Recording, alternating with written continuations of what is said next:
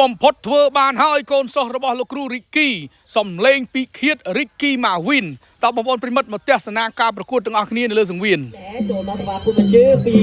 ម៉ាវីនរីគីម៉ាវីនជួយស្រាមួយពីសងវិញពីកន្លងប្រកួតវីវឡាប្រាក់សុត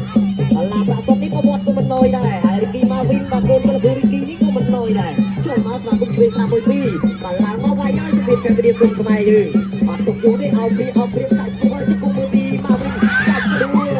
ទៅលើទៅសង្វៀនបាទហើយ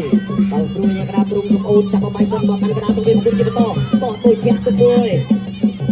ស្រាក់ទៅជើកែអត់មួយពីកន្លងប្រកួតវីវឡាប្រាក់សុត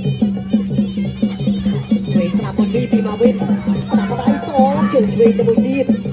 ណែស្រាប់ជើងចាក់ជើងក្រោមមើលបាទអត់អីទេបាទរីគីម៉ាវីនតាមមិនអីទេបាទខ្លាំងមកមិនជួយចិត្តខ្លាំងអោបរួចចាប់ចំណាយយ៉ាងម៉េចអត់អីដល់គ្រូបាទញ៉ាក្រាព្រំសំអូនចាប់បាយសិនកំពុងជាតោះមួយចូលខំយ៉ាពីជើង3ជើងស្ដាំពីម៉ាវីនពេលស្ដាំសងមកវិញបាទតបកាប់ជើងក្រោមទៅពីម៉ាវីនល្អមែនតើអីយយណែលោកគ្រូរីគីមកមានសំលេងហើយសោយ៉ាថ្ងៃណែលោកគ្រូធំមកមើលផ្ទាល់យ៉ា